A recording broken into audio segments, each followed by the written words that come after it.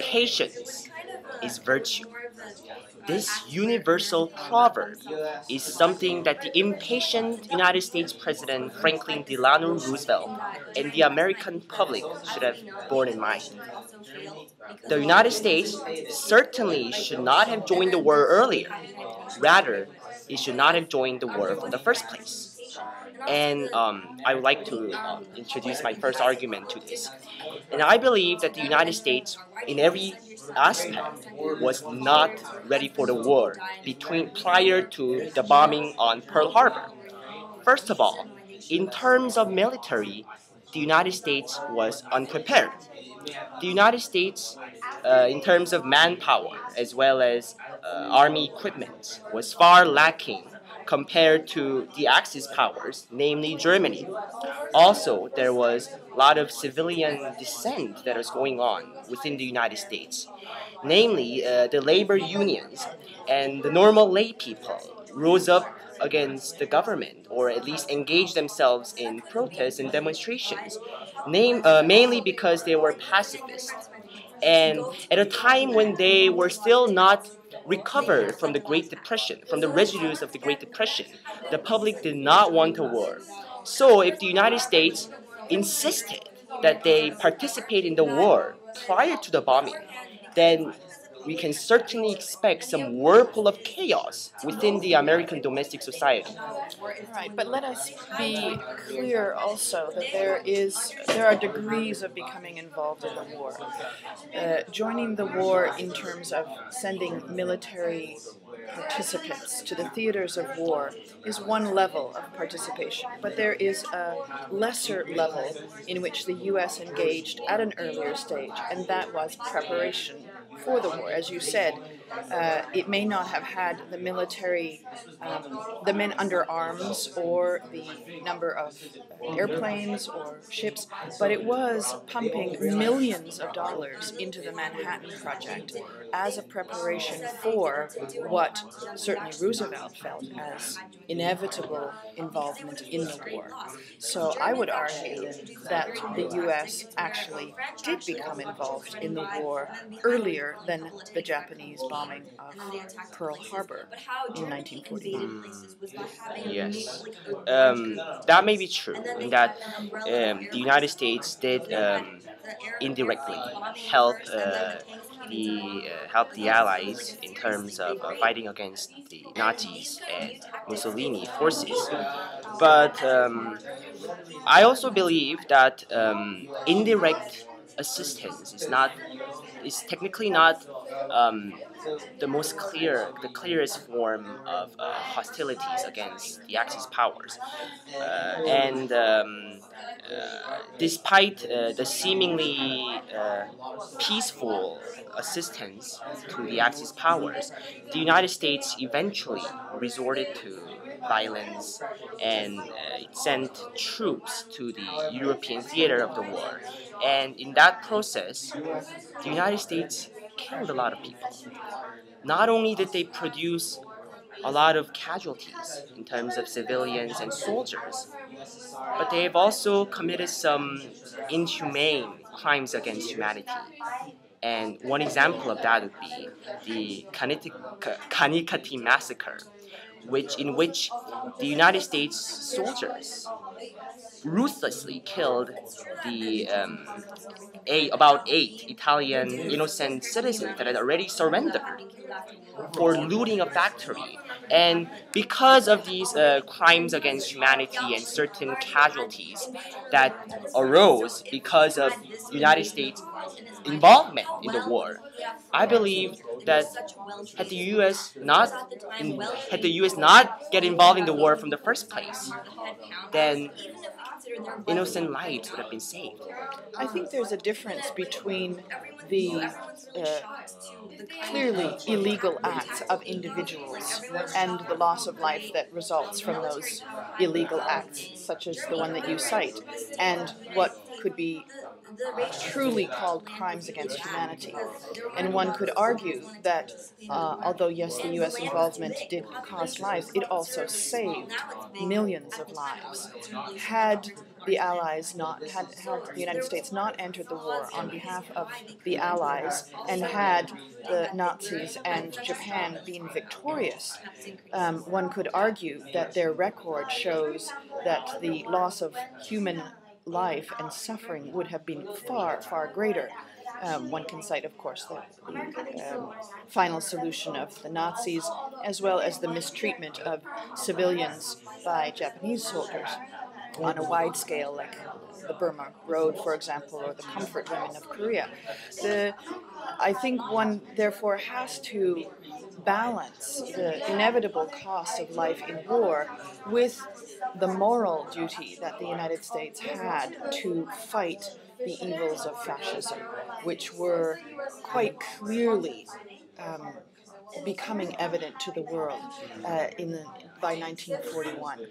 And although I grant that I don't at all condone the actions of a particular soldier in killing innocent civilians, things do happen in war that are unjust and unfair, which do not in and of themselves negate the necessity of the war.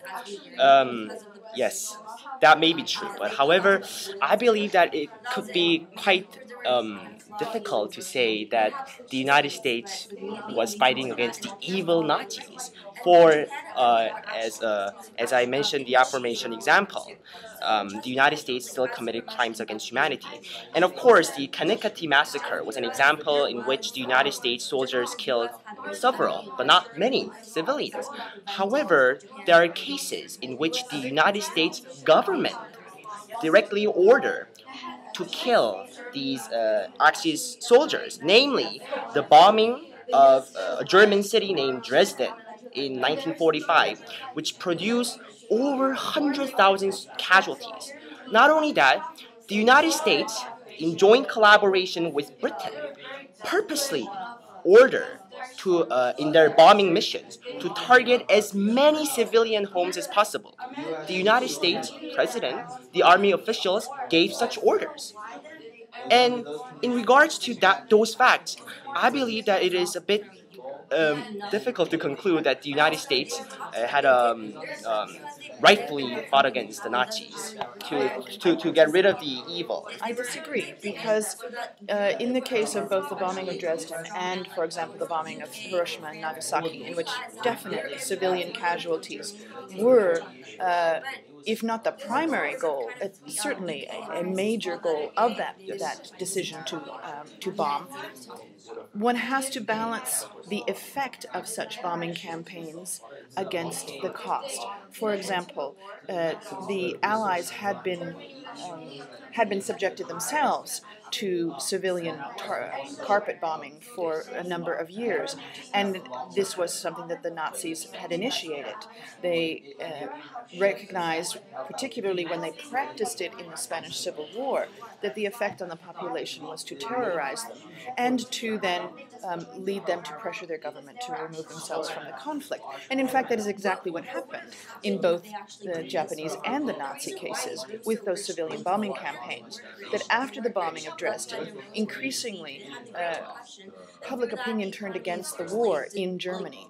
After the bombing of Nagasaki and Hiroshima, public opinion increasingly turned against the war in Japan. Now, obviously, we don't have as much time in which to determine the effect of it, but the actual result was to end the conflict, and therefore the lives that would have been lost in an extended conflict.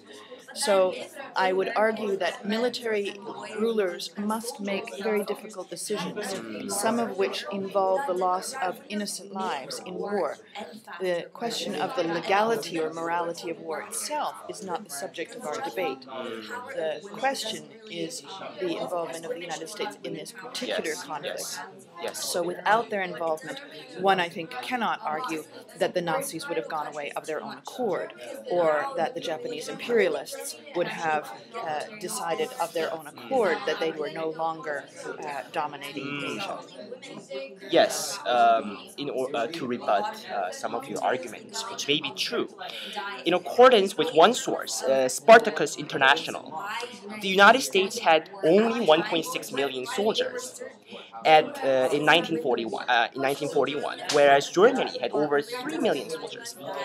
This was because For 20 years of neglect and indifference, the United States was not aware and did not have any specific plans to prepare an army against the sudden rise of the Axis powers.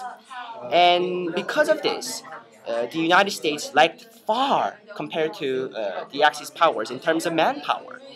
And I believe that it was quite rash and inconceivable that the United States President FDR ordered the Congress to massive and immediate expansion of its armies in just a few days when the United States was not prepared for a long time. And also, you mentioned that without the United States, it would have been difficult for the Allies to stop the Nazis and Axis powers. However, I believe that the Soviet Union and Britain together would have incurred far more damage on Nazi Germany and Mussolini's Italy. Inflicted. Yes, inflicted. And this is largely because the Nazi capabilities were overestimated. Without the involvement of the United States in both North Africa and the D-Day invasion, I do not understand how you could argue that the British in particular could ever have made an impact in the European theater, being grossly outnumbered and without a foothold on the continent. One could argue that the Nazis, having completed their domination of Europe and without the added drawing off of their resources to North Africa, could have then thrown all of their resources into a concerted attack on the British Isles, which would have, would argue, wiped out Britain, leaving the Soviet Union alone to fight against the Nazis on one side and the Japanese on the other side. In that that respect, I believe that the Soviet Union's westward advances was quite enough to check the Axis powers' control. And I believe that if we gave Great Britain some assistance, if the United States provided Great Britain with some financial or military assistance, then with that support from the United States, but not direct involvement, with that support, it would have defeated the Axis powers, along with Soviet coming from the east and Britain advancing eastward.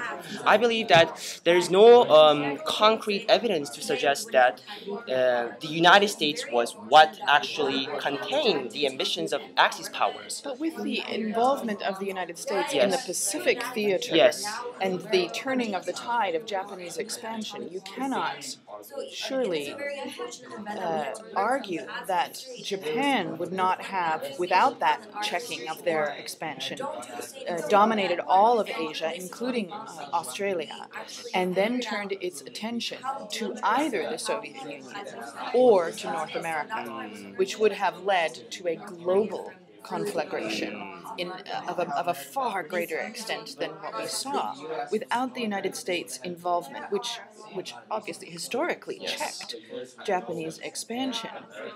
What would have stopped Japan from its stated aims of dominating Asia, and that includes the eastern part of Russia?